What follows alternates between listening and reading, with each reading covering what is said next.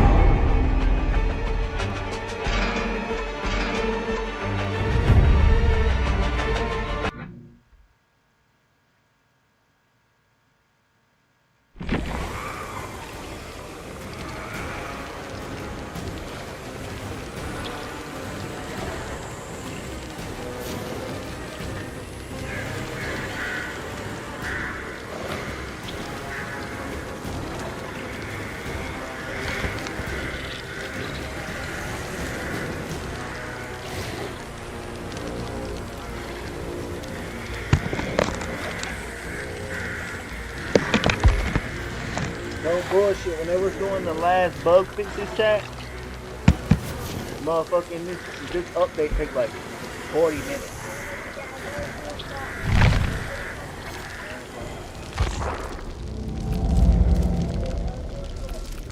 Oh, I forgot part 3 is out.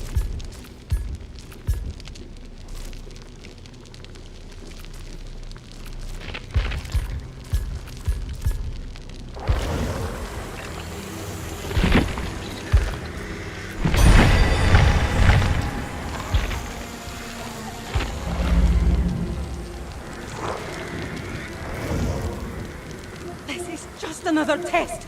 I'm sure of it.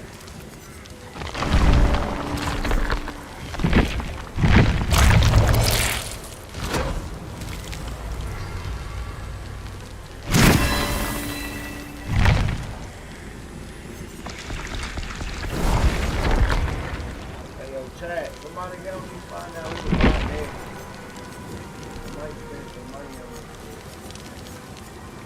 I don't know who. I was thinking about it. Now, see, they got Louis, Lori. Come on. Come on over here. Where's Tomb Raider?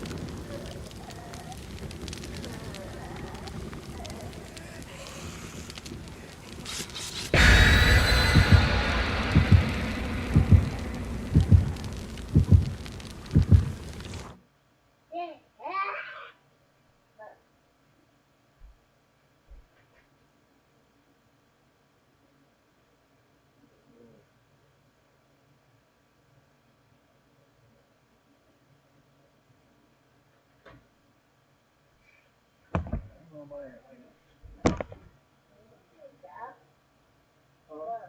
What are you doing? We on live, that's what we doing.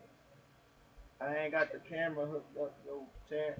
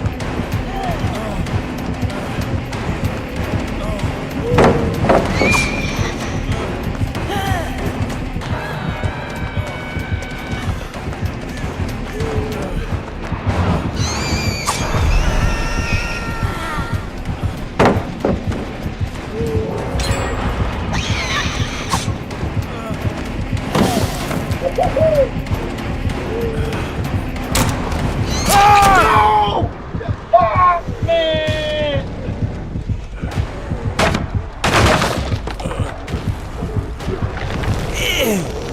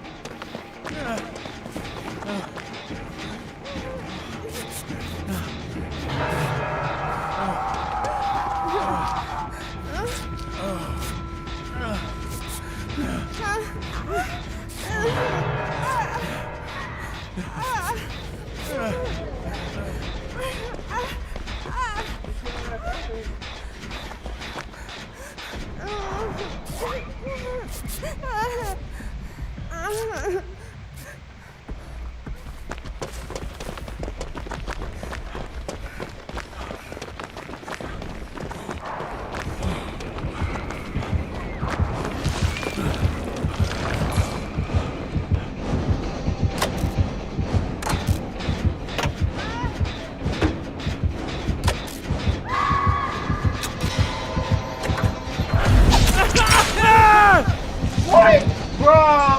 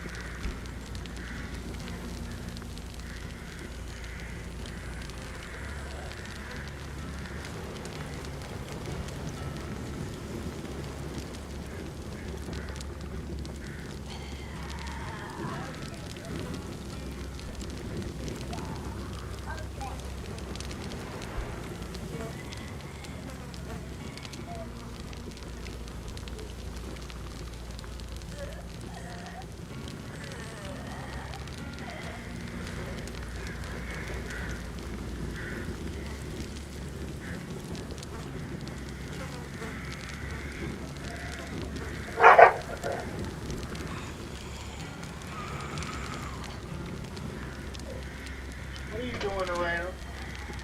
Don't get whooped. Do you hear me?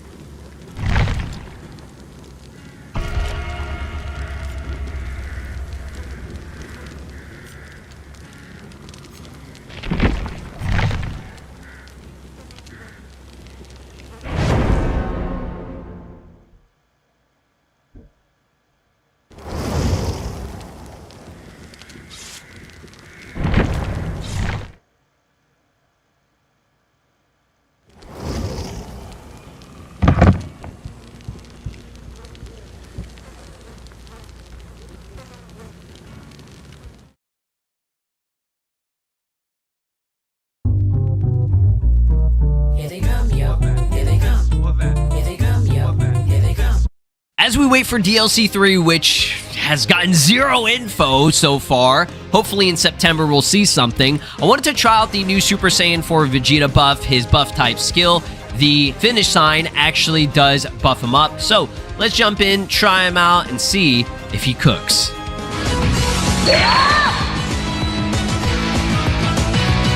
Alright, what is up? This is Slow Plays, and I am back again with some more Dragon Ball Sparking Zero updates here on the channel, guys, with the latest patch from back in June. Yeah, I know I'm still using that patch just because I want to try out some of the characters that actually got their, specific buffs, and we've been covering pretty much all the heavy hitters. We did, like, Kaioken Blue Goku, SSBE Vegeta. I don't even know who else I did. I did a couple of other characters, but I wanted to do Super Saiyan 4 Vegeta today because I love Super Saiyan 4 Vegeta. All right, Super Saiyan 4 as a transformation on its own is probably, I would say, my second favorite. I still think Super Saiyan, just the OG original, is the best, but everybody always uses Goku, and I never see anybody, just touch Vegeta. Like, nobody goes near him. I don't know why. Is he bad?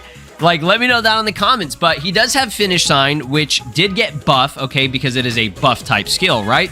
That is categorized as, what is it here? I mean, it is a buff type, yeah.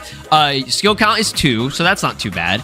And it does, what is that? Melee attack power, Ki Blast attack power, and blast power increase for 25 seconds. So, I think, is it every single buff type is 25 seconds? I'm assuming it is, because I feel like every single one of them shows that, except with the, exception of Super Saiyan Blue Evolved, that kind of just lasts forever. But, Finish Sign, I mean, that's good enough. Let's try that out. We'll just see how much damage it increases. I don't think it's a huge boost compared to Goku's, whose is, I'll beat your ass in 5 seconds, right? And that, like, they made that go up to, like, what, 4 or 6 or whatever, which is crazy.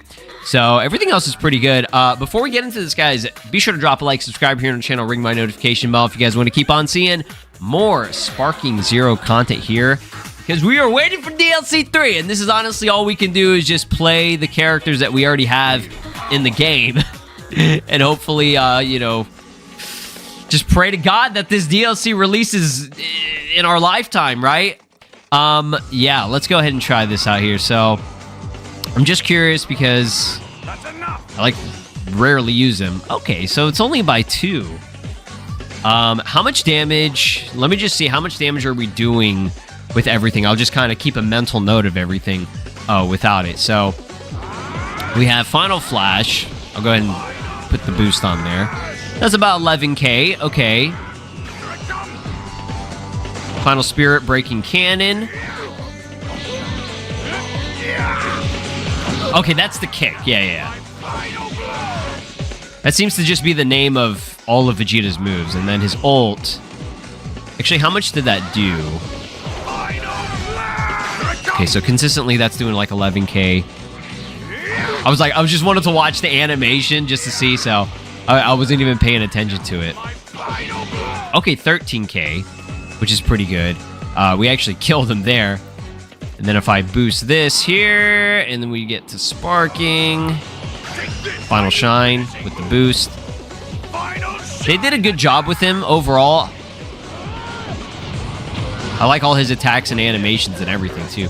Damn, bro! 25k? This is without any of the boosting. Like, what the fuck, dude? That's actually nutty. Yeah, he's pretty strong. I don't think he's a bad character. I just think that people prefer to use Goku if they're going to use Super Saiyan 4, or obviously Gogeta, right? Let's go ahead and do this Finish Sign. So it's a 25-second buff. Let's see this. Okay, that's not even really doing that much more. Ah, damn it. Are you kidding me? Let me see this. Come on. Do some big damage. Something about what? It was like 13k. Okay, it's doing a little bit more.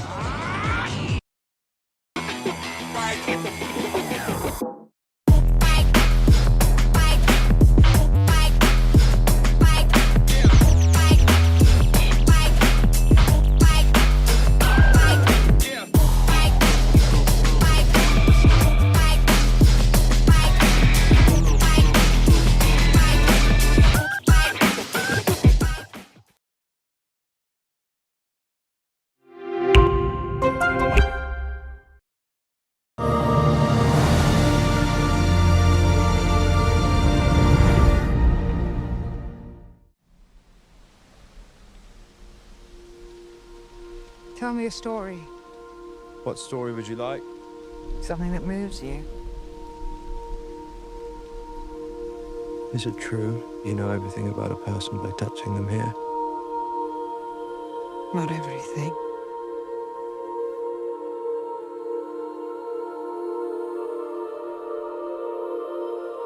You touched me here. What did you see?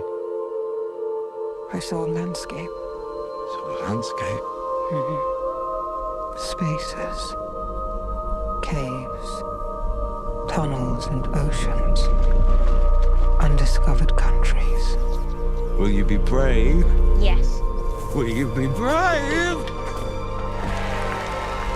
Deep, dark, black void. I'll be brave.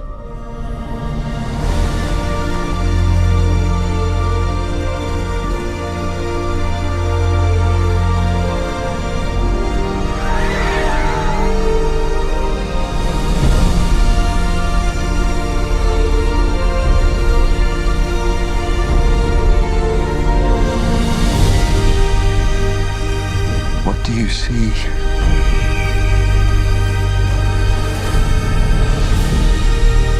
What do you see? You will live.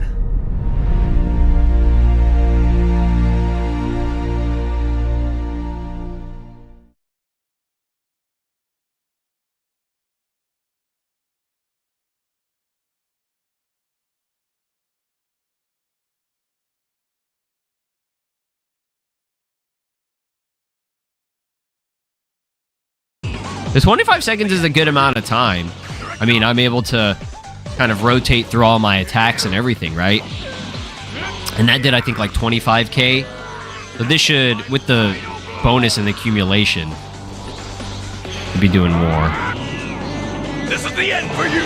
Take this. That was the wrong attack. Okay. I am so out of it, guys. I do apologize. I'm still sick.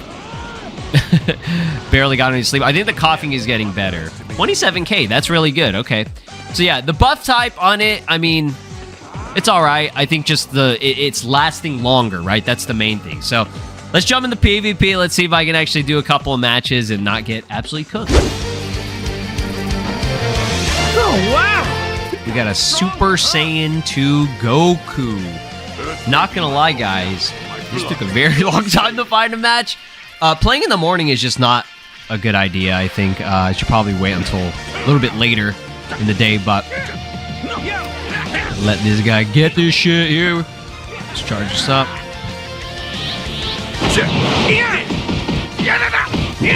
Okay, boy. The way he gets knocked down looks so funny.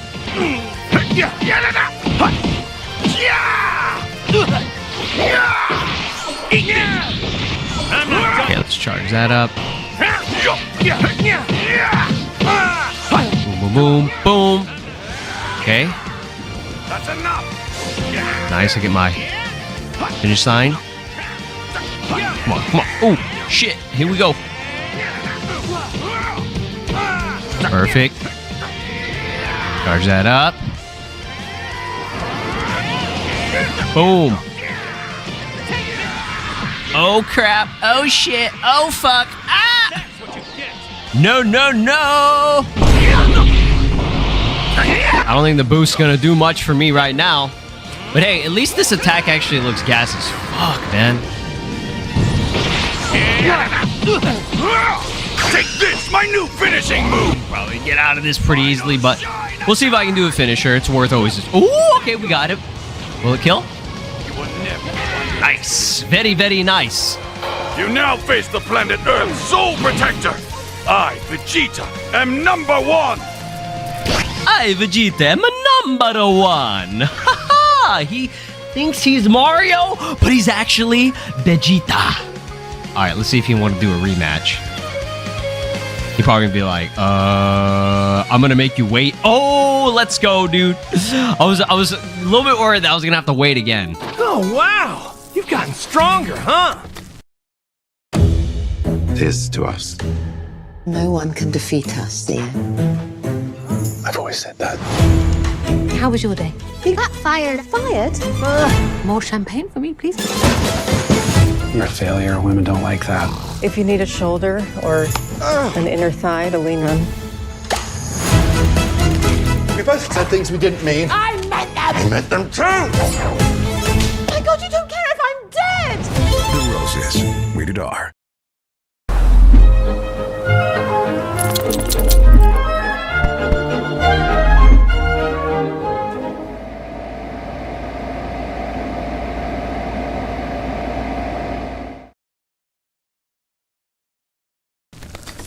Goku's probably like, this is the thing, this is so accurate. Even if he saw this new form that's never been seen before, he would just be like, oh, you look strong, like, I want to fight.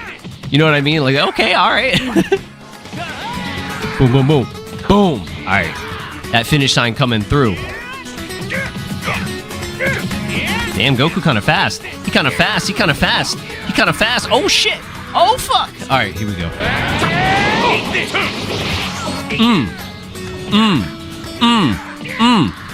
All right, let's get it. Nah, not that shit again. Oh, crap. Oh, fuck me. Charge this up. No, boy.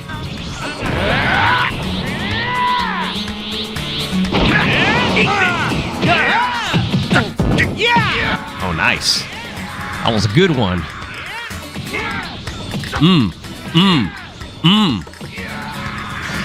We're just going back and forth with it. Oh, I just ran straight into that. That's awesome. Final Flash! Alright, finish signing it up. Boom. Oh, he said, let me get closer to your power. My big ass mouth. Already. I mean, y'all saw what that looked like with the camera change. Eat this.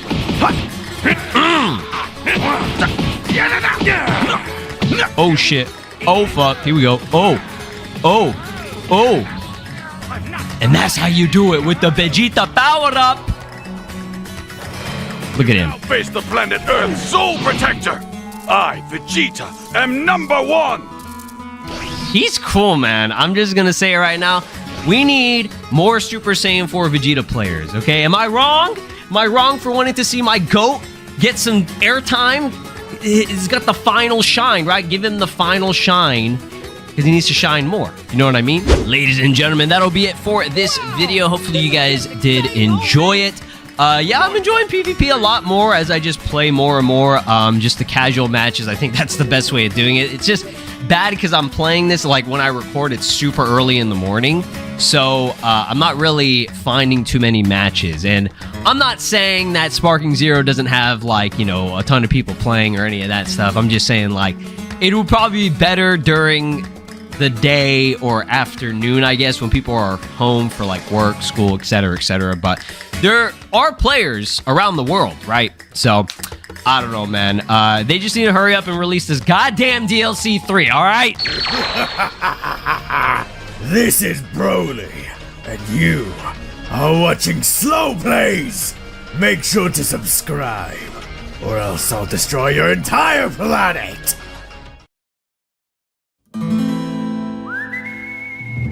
Go ahead, make your day with the Neo QLED 8K. With glare-free technology, even smarter with smart things. Hey, I'm Ben. I was a burned out CEO trying to keep it all together. I was dealing with startup chaos and juggling being a CEO, a partner, and a dad. I needed to have like 3-4 cups of coffee a day. That was unsustainable. And so I started drinking Everyday Dose in the morning. I like the way it tastes, and it makes me feel great.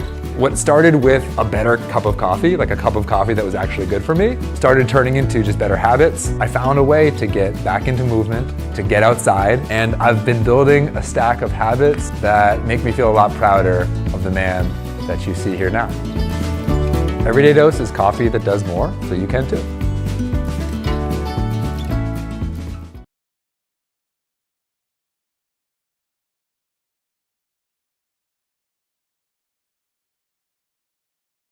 Have you ever found it strange how we treat getting cabs and Ubers like it's no big deal?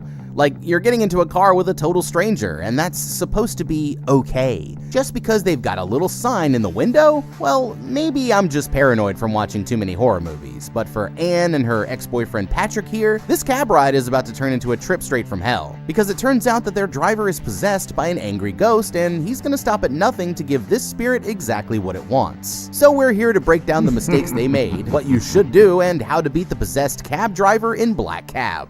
Alright, this woman's worst fears are about to become a reality here. Late one night somewhere in the English countryside, a young woman named Anne wakes up to find herself in the seat of an iconic black taxi. Strangely enough, it looks like she's several months pregnant, and when she looks up ahead, she spots the ghost of another woman kneeling on the side of the road. All of a sudden, the spirit appears in the glass right next to her, startling her awake as she opens her eyes and realizes that it was all just a dream. Looking over, she catches a glimpse of a shadowy figure behind the glass door, but as she goes to check it out, she's frightened by a call from her ex-boyfriend Patrick. He says that he's been trying to call her for hours, and frazzled, she explains that she fell asleep, agreeing to meet up with their friends for dinner later that night. It seems like there's some big news he wants to tell them though, and although Anne says that she isn't ready for the news, she finally agrees to let them spend the night at her place just to get him off the phone. Going to the mirror, she picks up her engagement ring and thinks about wearing it, but decides against it and throws the ring back down onto the counter, having no idea that there really is a ghost silently watching her every move.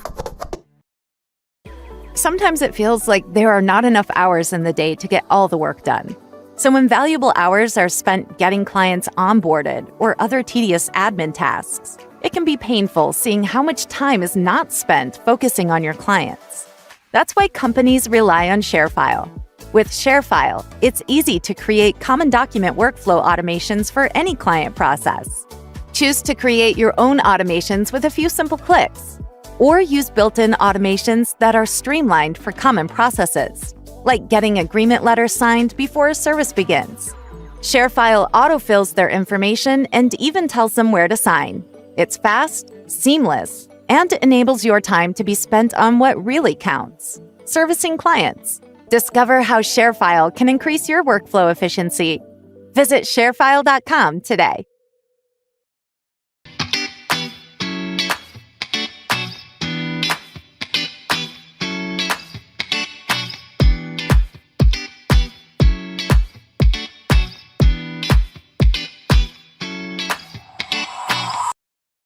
Alright, Anne here is clearly about to snap like a rubber band, and giving in to her ex instead of standing up for herself is only going to make things even worse. In modern psychology, it's widely accepted that dreams are like an abstract reflection of the thoughts and concerns that we have while we're awake. This is called the continuity hypothesis of dreaming, and basically it says that the content of your dreams tends to reveal things that you've been suppressing in real life. Now, if we actually apply this to Anne's dream, it actually tells us a lot about her current mental state. Waking up in the backseat of a cab where she can't see the driver shows us that she's feeling a loss of control over her life, like she's just along for the ride with someone else at the wheel. The dark, rainy highway indicates that she's feeling lost and uncertain and dealing with feelings of mental fog and depression. And then there's her pregnancy, which could be a sign that she's carrying a secret burden, like the knowledge of a major life change that she feels unprepared for. And finally, the ghost could be seen as a reflection of herself, and she's literally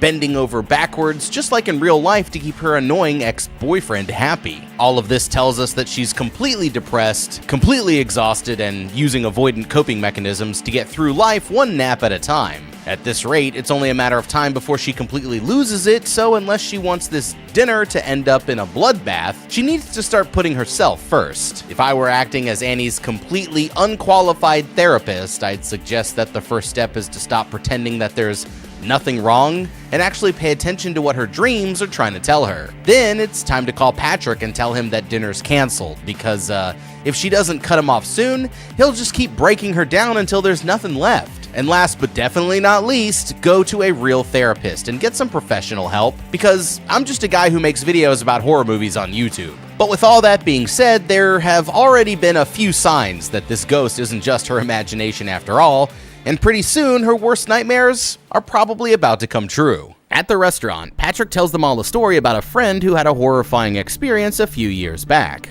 The story goes that his sister was working late when she noticed a suspicious car following her home. She couldn't seem to lose them no matter what she tried, and the other driver just kept getting more and more aggressive until finally she broke down and called her brother, who told her to come to his place instead. When she got there, the other car was still right behind her, but when the driver got out, he started insisting that there was a man in her back seat. The scariest part is, it turned out that he was telling the truth, and when they opened the back door, they found a man hiding in there with a knife. Just then, the waiter drops a tray, scaring everyone half to death, but that's when Patrick decides that it's time to share the big news. Anne tries to stop him, but he ignores her and announces that the two of them are getting married. Shocked, her friend Jessica acts insulted that Anne didn't tell her first, but she gets up and storms to the bathroom without explaining why. Chasing after her, she finds the girl hiding in one of the stalls and asks if she and Patrick really patched everything up. She's doubtful that their relationship can ever be fixed after Anne caught him cheating, and it seems like there's something that she wants to get off her chest. But the girl leaves without giving her friend any time to explain. Grabbing her things, she goes outside and waves down the first cab that she sees, but that was her biggest mistake. As it pulls around the corner, she catches a quick glimpse of a pale woman in the back seat, but the vision disappears again a moment later. Her friend asks to go with her, but the girl replies that she just wants to be alone, explaining that she senses trouble coming their way. That's when the boys follow them outside, and she tries telling Patrick that she's leaving without him, but he refuses to take no for an answer, shoving her into the cab and slamming the door. Nervous, she tries opening the door again, only to realize that she's locked inside.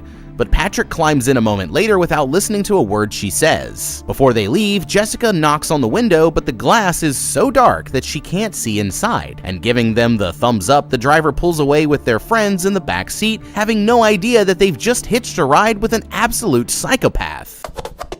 Okay, Anne here really should have trusted her gut, because this could turn out to be the last cab ride that she ever takes. But let's get one thing out of the way first. If you saw this car pulling up on the average street in America, you might think that your Uber driver just robbed the Addams family. But over here in the UK, they're as common as seeing a yellow cab in any American city. So for Anne here, nothing about her ride would have been a concern at first glance. So that's why this is so terrifying. Now, if she'd looked a little bit closer before getting in, then she might have noticed the heavy tint on the back windows. And that would have been her first warning that something wasn't right. Most black cabs have a small amount of tint, but they're required by law to not go too dark for passenger safety. Then, once she got into the cab, that's when things really got suspicious. It's not unusual for these cabs to have a central locking system that's controlled by the driver, but the locks should normally stay off unless the car is moving.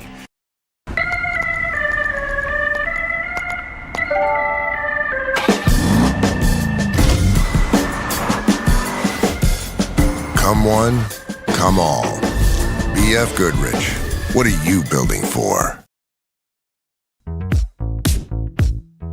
I can't help but feel good. I can't help but feel fine.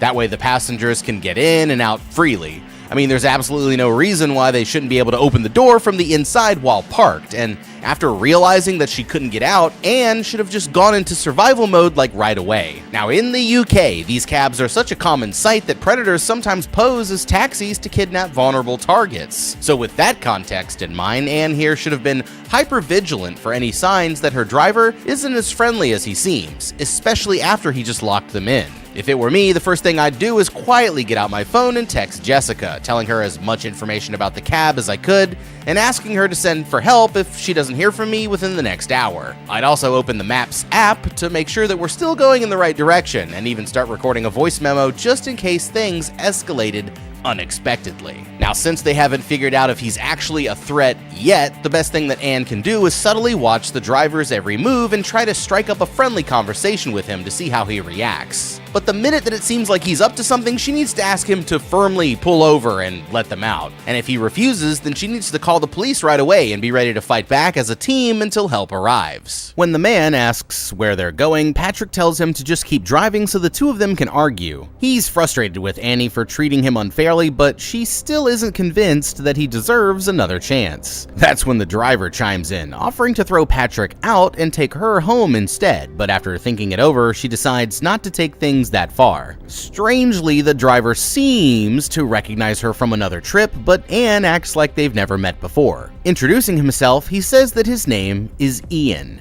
and asks if the two of them are a married couple. When he hears that they're engaged, he tells Anne that she needs to run while she still has the chance, and that's when he remembers where they've met before. It turns out that he picked her up from the hospital maternity ward a little while back, and Patrick is absolutely shocked to learn that she is pregnant. He's furious that she didn't tell him sooner, but the driver starts roasting him for not taking responsibility on his own. Even though it's technically none of his business, Ian here is not holding back what he really thinks, and suddenly he makes an abrupt turn down a random alley, saying that he needs to make a phone call. Pulling over, the driver gets out to make his call, leaving the two of them alone in the back seat. As soon as he's gone, Patrick starts trying to turn everything back around on his girlfriend. Anne, frustrated, Anne decides that she wants to walk home instead, but when she tries the door, she's annoyed to discover that it is still locked. When the man comes back, he mentions that his son is not feeling well, completely ignoring Anne when she asks him to unlock the doors. Getting angry, Patrick asks him to take them home, and the driver remembers her address right off the top of his head. But oddly enough, he says that he needs to get his map out of the trunk first. Sensing trouble, Anne tries the doors again, but they still won't budge, and that's when her worst nightmare finally begins. Opening Patrick's door, the driver pulls out a taser and zaps him straight in the chest, knocking him out with the powerful jolt of electricity. Terrified, Anne screams for help, but he warns her to be quiet or else Patrick is dead,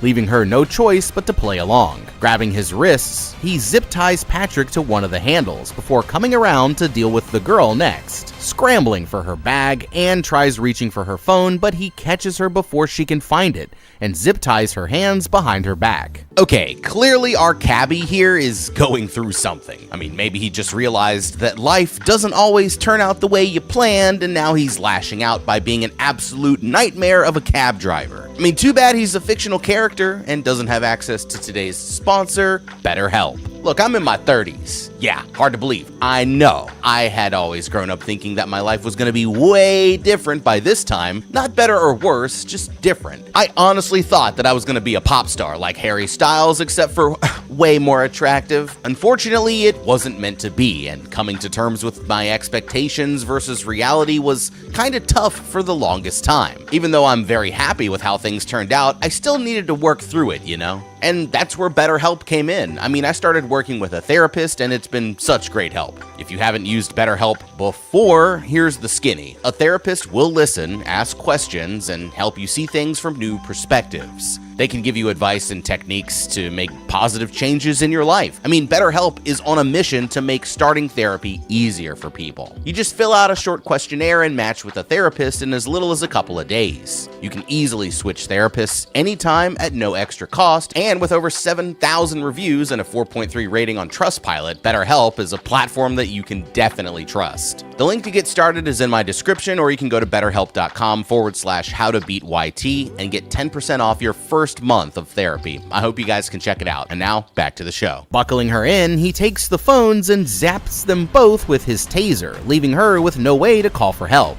And getting back behind the wheel, he heads off down the road with the terrified couple still trapped in the back seat.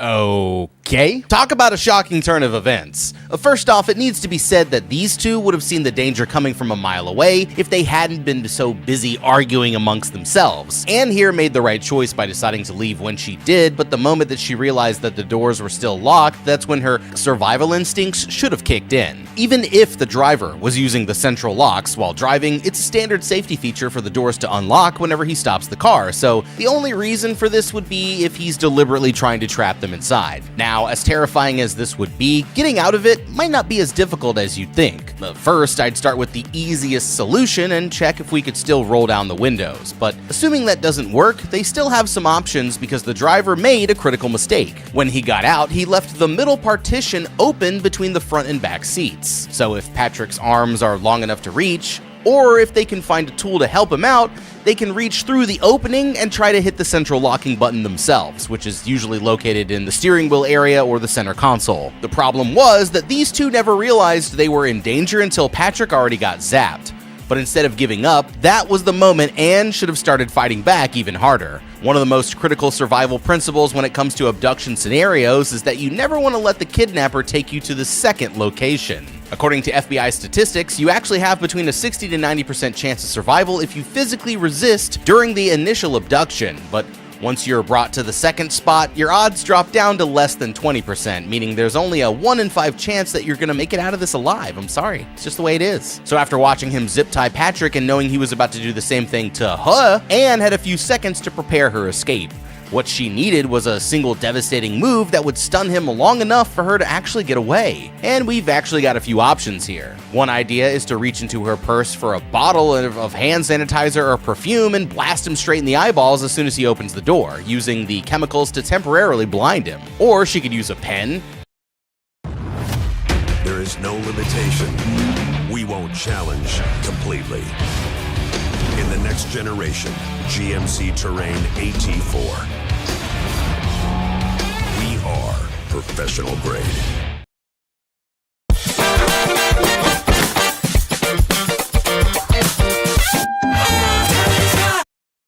Her keys, or even just her bare hands, to aim straight for his throat, because one good karate chop to the windpipe can be a lot more impactful than you might expect. Otherwise, she could always use the door itself as a weapon by slamming it on his arms and head when he tries to get inside. If she'd created just enough of an opening to make a break for the road, then she might have escaped this kidnapping before it even began. But now she'll just have to hope that they get another chance. Instead of driving them to the suburbs, the cab turns and starts heading out even further into the countryside. Worried, Anne asks the driver if they can take her boyfriend to the hospital, but the man insists that the shock wasn't enough to kill him. Sure enough, Patrick wakes up a moment later and starts shouting to let them out, but it seems like the man is not taking him seriously at all. Panicking, they both start kicking him in the back, but he threatens to drive straight off the road if they don't stop, scaring them both so badly that they decide to listen. Once he's calmed down, the man apologizes for losing his temper, saying that his father used to act the same way when he was a kid. That's when Anne notices another car driving past and starts screaming at the window, desperately trying to get their attention, but the driver explains that the tints are too dark for anyone to see inside. Confused, she argues that she saw a woman in the back seat when he pulled up to the restaurant, and strangely, the man's entire attitude changes as soon as she brings it up. But Anne catches on to this and decides to stop talking about it. While they're waiting to see what happens next, Patrick starts to cry, complaining that he can feel a sharp pain in his chest. Anne tries to calm him down, but the pain is too much for him to handle, and he says that they should have ordered takeout before slipping into unconsciousness. The driver here thinks that was a hilarious line, and it's clear that he doesn't have any sympathy for the man's condition, but when Anne tries to ask why he kidnapped them, he simply replies that she'll understand when the time is right. Although he's still refusing to let them go, the driver reassures Anne here that he's going to take care of her and the baby, reminding her that he's actually a good father himself. Seeing a picture of his family on the dashboard, she tries to get on his good side by saying that he has a beautiful wife, but he immediately takes it as an insult, acting like she was calling him ugly by comparison. Changing the subject, Ian asks if she knows how it feels to love someone so much that you'd do anything for them. And she replies that she wants to someday, but he warns her that it's not worth it because it means that you have too much to lose. Clearly, this guy's family means a lot to him, so Anne tries getting him to talk about his son, but the man only laughs at her obvious attempt to get in his head, saying that it's too late to stop whatever is about to happen next. Okay, this is not good.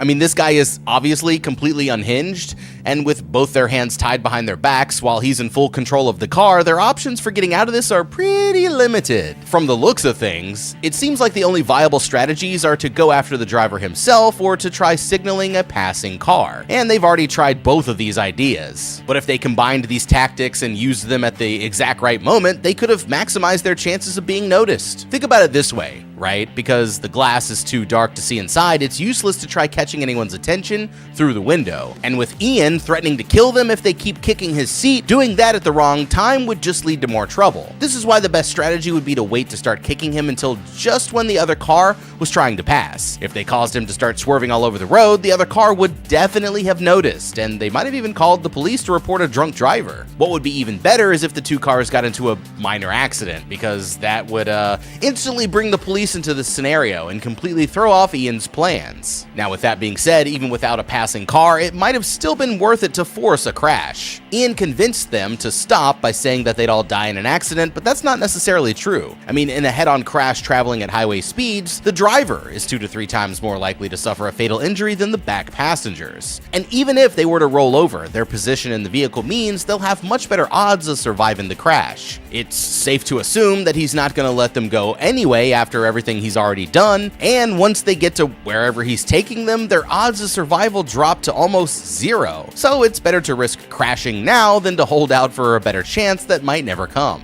But if she can't escape, then the next best thing is to get on his good side, and that's exactly what she tried to do. Hostage negotiators call this tactical empathy, and it activates the kidnapper's mirror neurons as a way to manipulate them on a subconscious level. So if she acts all calm and understanding, he'll naturally start to let his guard down, and all she needs is one opportunity to escape.